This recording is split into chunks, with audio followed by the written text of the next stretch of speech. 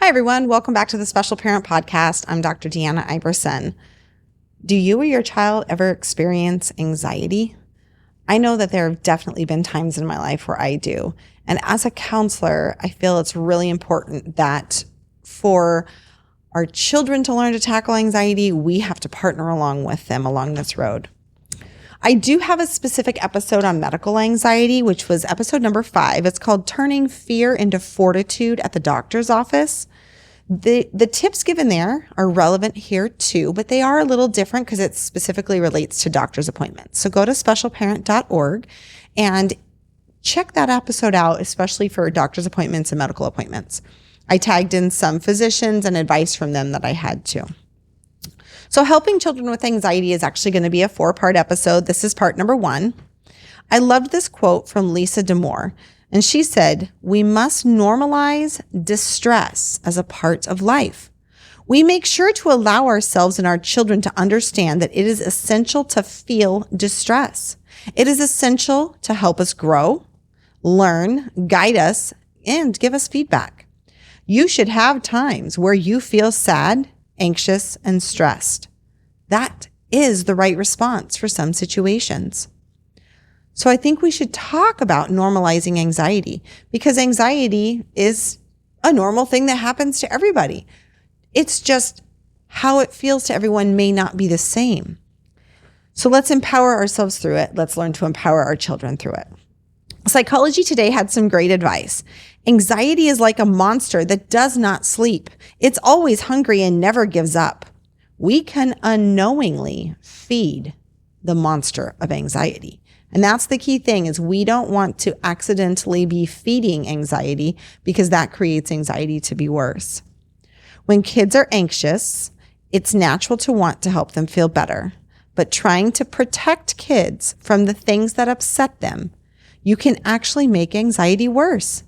The best way to help kids overcome anxiety is to teach them to deal with anxiety as it comes up. With practice, they will learn to be less anxious.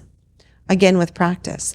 What does that mean? That means that the first several times you try to help them push through and you try some of these strategies, they're going to push back real hard because anxiety is in the driver's seat. Fear is driving their brain at that moment. So we have to take them out of their middle brain. We have to help them learn to put themselves in the driver's seat of that prefrontal cortex and that system that's going to think through rather than react to situations. All right. So as you can see, I've pulled some resources. So let's jump in here. The goal is management of anxiety, not elimination. Step number 1 there is to realize we're not trying to pretend that anxiety goes away. What we're learning is how we get through anxiety. The best way to help a child learn to overcome anxiety or fear is to help them learn to function even when they are anxious. So they might be anxious because there's a test. That's normal. How do we function through that anxiety? They might be anxious because it's a new experience. That's normal.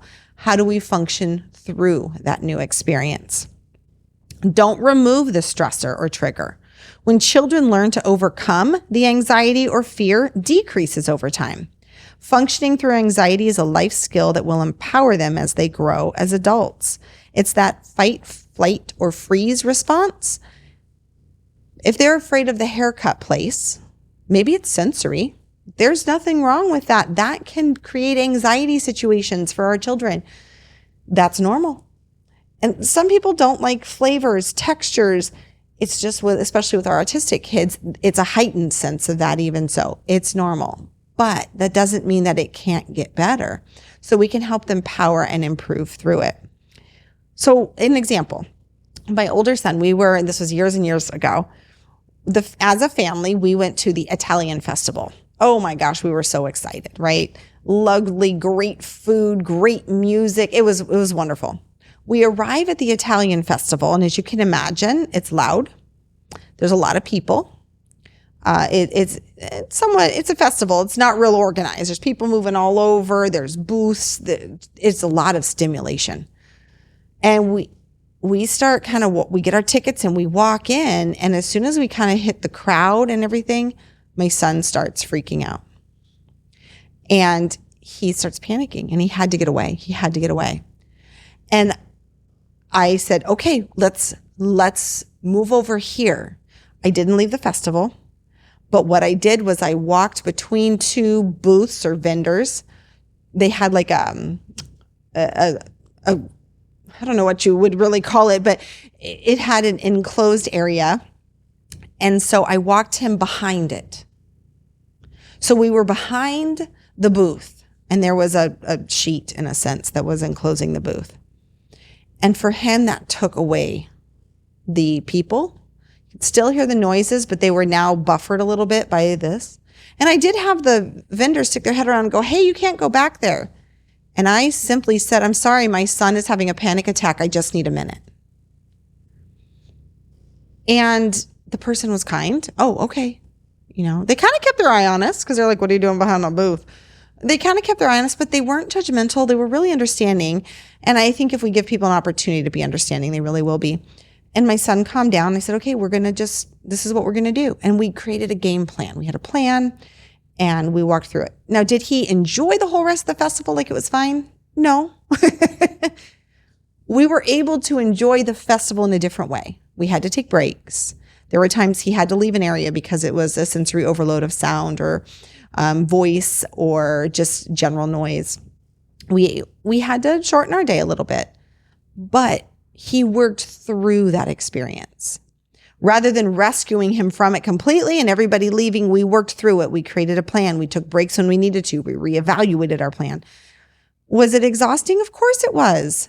But was it because that's what my son needed and it taught him something so strong and valuable? Absolutely. We cannot always avoid anxiety creating situations. I was at Phoenix Children's Hospital the other day and they had a fire alarm go off. Now it was just a drill, but I was thinking to myself, oh, this is not going to be good. Well, my son went ahead and took his little earbuds, plugged them in his ears and put music on his phone and he was okay. We're walking down the stairs and there was a mom and her son is just having the hardest time. And they're actually in the stairwell because it was quieter than not in the stairwell, which I was kind of surprised, but it was. And that's why we took the stairwell. And he was just really having a really hard time, but she was working with him through it. You're going to be okay. I could hear her telling him, you're going to be okay. You're going to get through this. Plug yours. And she was singing to him almost. And that was calming to him. And I noticed she was kind of rubbing. And for some kids, you can. For some kids, it's a squeeze. She was getting him through it. And that was so, I was just so proud of her. And as I walked by, I was like, good job, Mom. Just kind of under my breath a little bit because we all need that little bit of encouragement. All right. So dive into the anxiety rather than run away from it. Well, it's kind of what I was talking to. Find some strategies. When we help children avoid anxiety, we actually reinforce anxiety. We say, you're right. That was something to be afraid of. Aren't you glad you got away?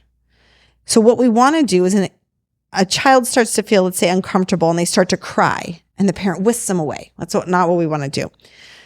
So, in fact, it was a great one. It talked about how it was like, lady, you're embarrassed because you're in a situation and your child is having a freak out moment. And it is embarrassing. So sometimes we whisk them away because we don't know what else to do. We have a little bit of embarrassment panicking happening in our brain. And so we do that. So it's like, okay, if we can stay engaged, this experience is teaching children that running away from uncomfortable things is a way to cope with uncomfortable things. And it's not a healthy way to cope with them. So we want to teach them to break this cycle. We want to teach our children that it's critical to overcome anxiety by sitting through anxiety. So like I said, my son, I took him behind an area, but I didn't remove him from the festival. We created a plan. So when you have a child that's anxious, do your best not to whisk them away, whether that's for yourself or for them, and stick through it and just talk them through it. Find something that's comforting. Maybe it's they need a blankie that you can care with them. Maybe it's a certain toy. Maybe it's they need to chew on gums, or some kids, it's a sensory issue with their mouth. Maybe that pressure therapy, you can learn to pull on joints, just gently like this. For some kids, is very calming and relaxing. I had an OT teach me that with my son, and it made an amazing difference in our ability to get him to stay calm. Let them know things are going to be okay. Let them know their anxiety is normal, and let them know that the anxiety will come, the anxiety will go. But this is a situation where even though you're having that anxiety and it's okay, you can also reduce that anxiety, and that it's even better for you to reduce the anxiety in the situation that you're in. Your fears may not go away. So for example, I'm anxious. What if I fail the test? Okay, well, you could fail it, but let's talk about ways to prevent that. And we talk about ways to prevent failing. Now, will those ways prevent the anxiety? Maybe not. But we need to be honest with them. You might fail the test. You might be uncomfortable. Your friend might talk behind your back. Somebody might give you a dirty look. Somebody might laugh at you sneezing during a presentation. Those things happen.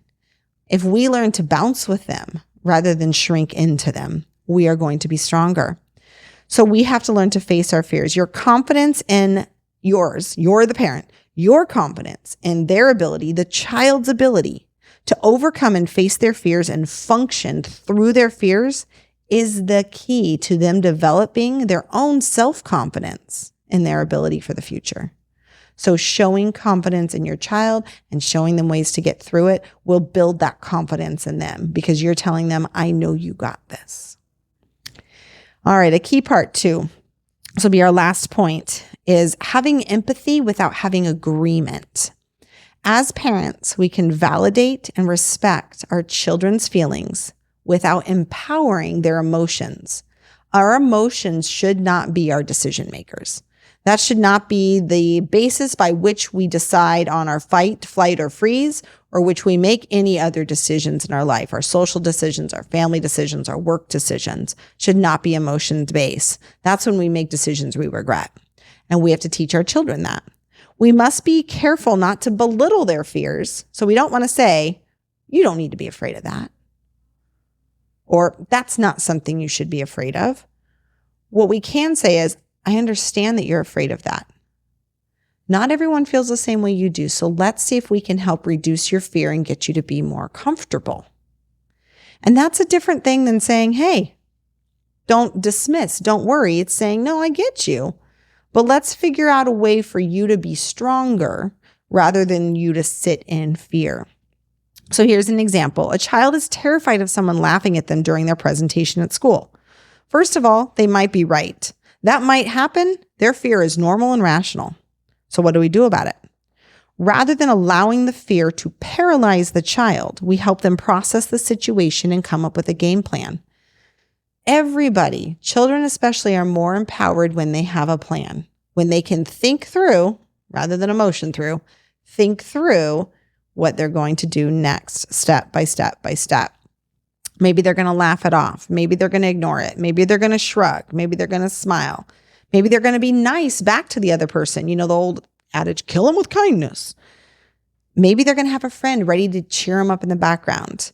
Maybe they're going to prep with their teacher. There's so many ways that they can overcome something like that. The details of that plan are based on their developmental level, so keep that in mind.